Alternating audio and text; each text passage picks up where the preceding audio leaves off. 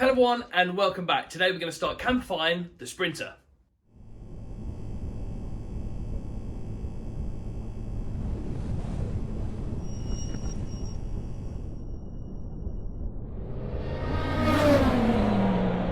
So yes, hello everyone and thank you for joining me. Today we are going to start to insulate the back of the Sprinter, so that will be the first step I need to take before I can start making this into a camper stroke day van. What I've done is I've bought some Celotex, or what would have been Celotex, but I sent a different brand because they were out of Celotex. It's exactly the same stuff. This one is called Recticel, and what I've done is I've bought 25mm thick and some 50mm thick because the recesses on the sides of the vans are slightly different thicknesses. At the front it's 50mm deep and in the rear it's 25mm deep. And also what I'm going to do is use the 25mm stuff for the entire run of the floor, and then obviously I can then put the wood back on top of the floor and then properly floor it. So that's what I need to do today. However, what I really want to start with is inside the cab, is get this fitted into the dash. So it was my birthday this week and my other half bought me this amazing Android car stereo, which means I can then download Google Maps, Waze, anything like that to use to get to the track. There's also full of like DAB, it's got Wi-Fi. It's just going to be a really useful tool in the cab. So first of all, I'm going to get this fitted up.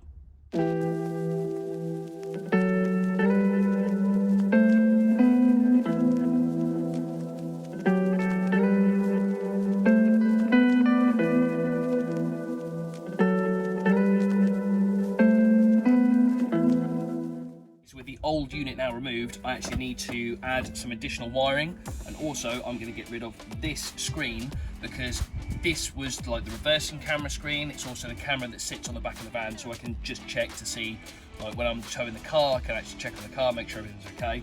However, this has decided to set itself on fire about 4 times, so there must be a fault in this screen, but it doesn't matter because I can now add it to the actual new head unit. So I'm going to get rid of this, feed the wire in through here so I can then add it to the new head unit.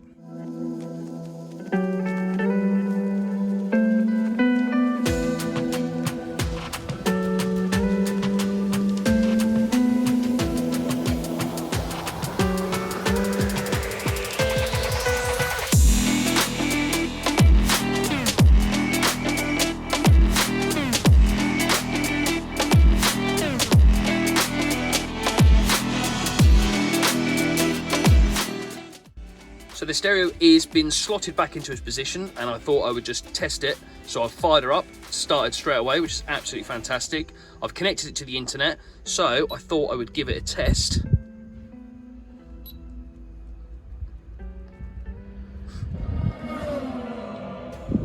Works an absolute treat. I could not be more happy with this product. I'm so over the moon. It looks fantastic. The touchscreen is amazing.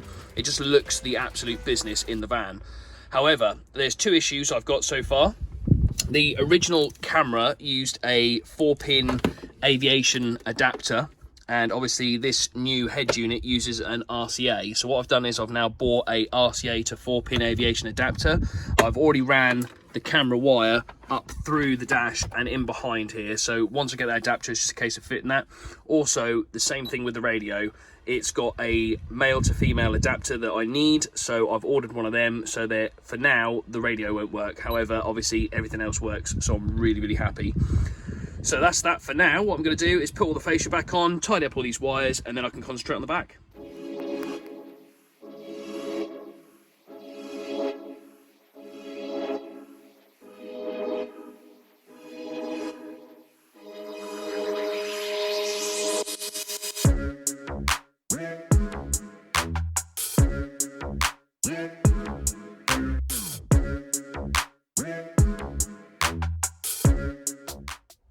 There we go, job done. Everything's installed. Obviously, like I say, the 2 issues I've got is I need the adapter for the rear camera and adapter for the radio, but that's fine. Obviously, I've still got something like this that I need to sort out at some point. And like I say, just wire up the camera. So the wires are still a bit of a mess. You might be able to just, see there's one there. But other than that, I've now installed the GPS unit as well, and also the microphone for the hands-free kit. So I'm really happy with how that little install is. As you can see, it's really, really smart in the van. So that's that bit done. Let's concentrate on the back. Okay, so now the stereo is installed in the cab. What I really want to do is start the back of the van. So first things first, I'm going to remove the bulkhead, because what I really want to do is bring the wood battens and the softwood cladding, which I'm going to do the entire interior in, all the way to the very edge. And there's like a brace in the van here, and what I want to do is make sure it goes right to the edge there. I think I'm actually going to leave this out, and I think I'm going to put a unit that runs across here. I haven't actually fully made up my mind just yet, but I'm going to get this out and I'm going to see what it looks like.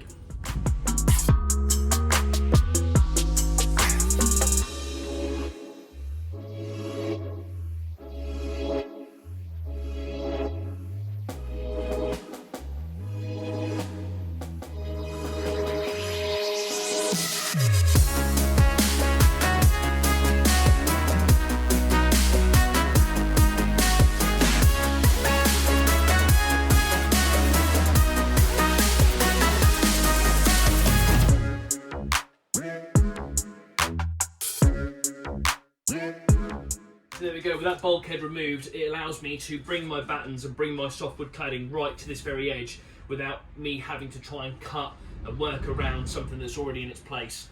Also, now that this is now completely open, I would like to build some kind of unit or kitchenette area sort of here anyway, so that now gives me just that little bit more room to go kind of almost against the back seats, because they're in a fixed position anyway, and the driver's seat I'll probably leave a small gap so that even a tool driver would be able to then push the seat back as far as it can go.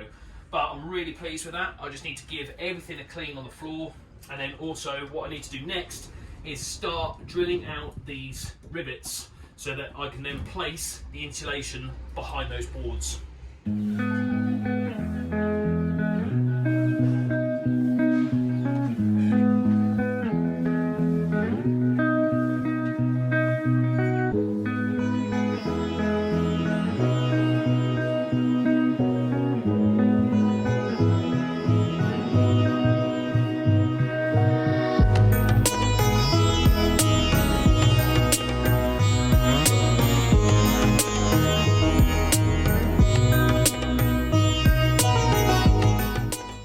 Going to take it a panel at a time. Obviously I've now removed the wood boards from here, so I'm now going to stick the Celotex insulation board to there.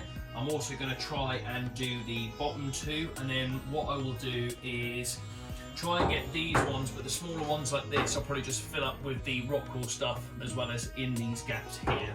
So I'm now going to start measuring and then cutting out the Celotex board. Okay, so this is kind of like the first quarter of the panel done.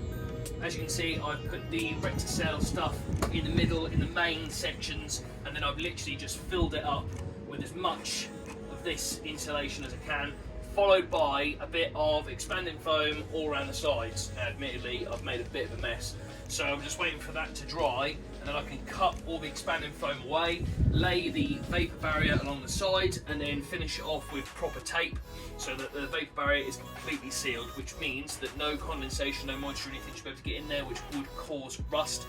So hopefully that would eliminate that completely.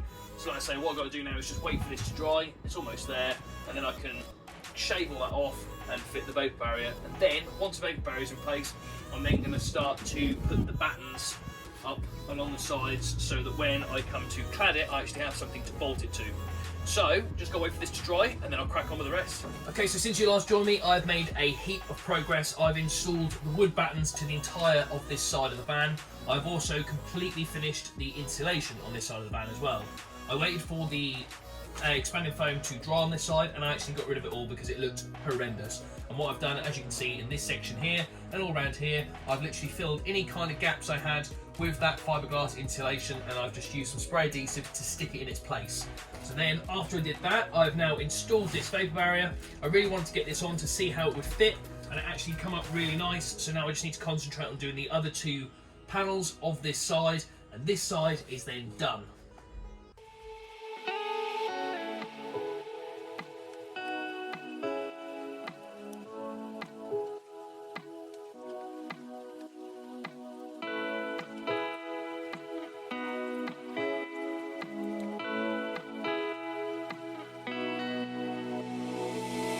So this side of the van is now completely insulated, the vapor barrier is in position, and I'm really happy with the finished result. I think it looks absolutely fantastic. Everything's gone relatively smoothly. I'm really pleased. I really wanted to concentrate on getting this side done first because this was the biggest piece of the puzzle. Obviously with 3 really large sections in the middle and lots of fiddly ones top and bottom, I really wanted to get this one out of the way. The rest of it should now be relatively straightforward. The roof, you've just got lovely rectangular sections that I'm going to use some special pins which stick to the roof, and then you slide the cell board to it, so I don't even need to glue it or anything. And then obviously that side, there's only half of what this is, so again, that should be relatively straightforward. Unfortunately, that is all the time I've got for this week. However, I'm really pleased with progress, especially with that stereo in the cab. I think that's an absolutely fantastic bit of kit. I'm really happy with how this Sprinter's coming along.